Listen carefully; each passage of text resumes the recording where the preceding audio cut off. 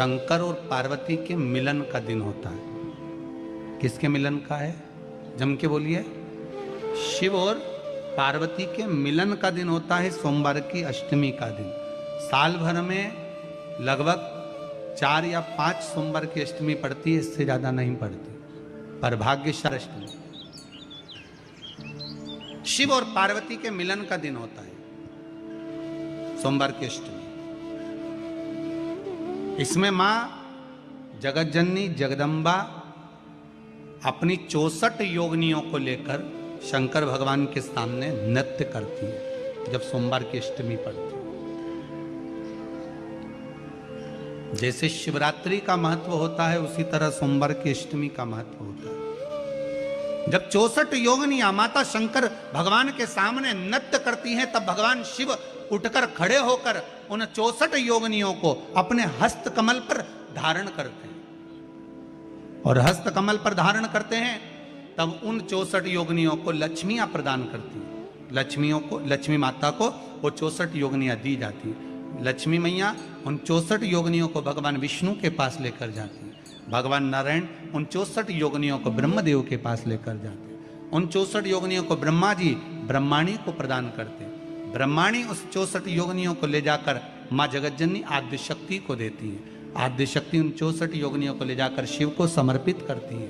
सोमवार की अष्टमी शिव को रिझाने की होती है, भगवान शंकर को मनाने के लिए, शिव को प्राप्त करने का एक साधन। जिन लड़का लड़कियों का विवाह नहीं होता, सोमवार के अष्टमी के दिन अशोक सुंदरी वाली जगह, सबको मालूम है ना अशोक सुंदरी की जगह, अशोक सुंदरी वाली जगह पर 7 हल्दी की बिंदी रख दी जाए। लड़का लड़की जिसका विवाह नहीं हुआ उसका हाथ रख दिया जाए, और वही हाथ के छापे पीपल के वृक्ष पर 5 लगा दिए जाएं। महाराज 3 महीने में उसका विवाह पक्का हो जाता है। सोमवार की अष्टमी का इतना भाव है महाराज, सहज नहीं है सोमवार की अष्टमी। शिव और आद्य शक्ति का मिलन है सोमवार की अष्टमी। भगवान शंकर और पार्वती का मिलन। ऐसी कौन सी कामना है जो शिव पूर्ण नहीं करते? बस आपका विश्वास, आप उस पर भरोसा करना तो पूर्ण करना। पूर्ण भरोसा मतलब छोड़ दिया। पूर्ण भरोसा मतलब शंकर जी के मंदिर में नारियल नहीं फूटता है क्या? नहीं, क्योंकि पूर्ण समर्पित होता है। शिव जी को आधा चावल का दाना भी नहीं चढ़ता, पूर्ण चढ़ाई है। शिव जी को आधा फल नहीं चढ़ता, पूर्ण चढ़ता है। श्रीफल भी चढ़ेगा तो पूर्ण चढ़ेगा। शंकर भगवान के पास में आधे का कोई काम नहीं है, उनको पूर्ण समर्पण चाहिए। आपका पूर्ण समर्पण अगर आप दोगे तो शिव उसको स्वीकार करेगा। सोमवार के दिन अगर अष्टमी तिथि पड़े और उस दिन अगर 5 बेलपत्र भगवान शिव को समर्पित कर दी जाए तो व्यक्ति जो सोचकर जिस कामना से जिस मनवांछित फल के लिए बेलपत्र चढ़ाता है उसकी वो कामना मात्र 3 महीने में पूरी हो जाती है।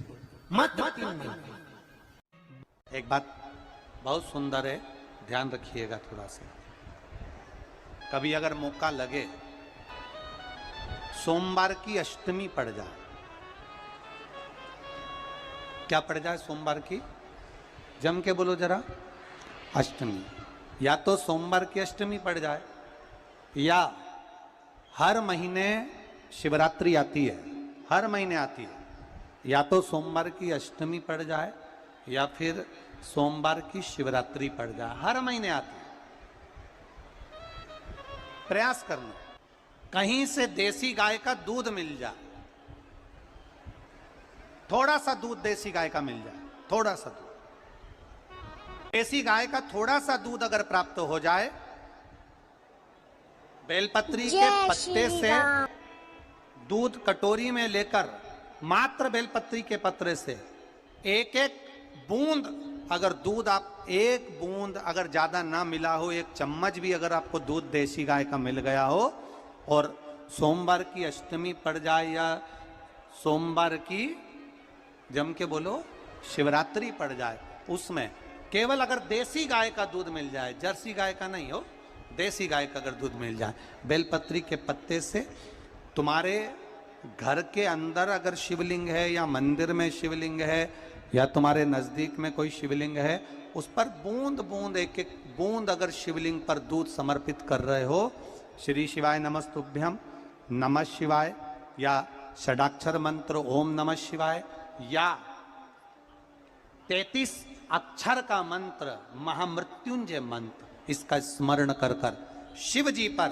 देसी गाय का दूध समर्पित कर कर इस बेलपत्री को अशोक सुंदरी वाली जगह पर अगर आप समर्पित कर देते हैं, फिर आप जिस भी चीज के लिए अप्लाई करें, मेरा देवाधिदेव महादेव आपका हाथ पकड़कर खींचकर आगे बढ़ा ही दे।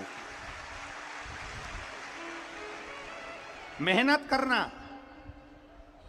कर्म पूरा करना, पढ़ाई अच्छी करना और पढ़ाई के साथ में विद्या अध्ययन करने के साथ में अच्छी मेहनत के साथ में देसी गाय का दूध भगवान शंकर को समर्पित करना, भगवान शंकर को समर्पित करना। देसी गाय का दूध धीरे धीरे धीरे धीरे समर्पित करना, भाव के साथ आप समर्पित करें। देसी गाय का दूध एक एक बूंद समर्पित, धीरे धीरे समर्पित करो।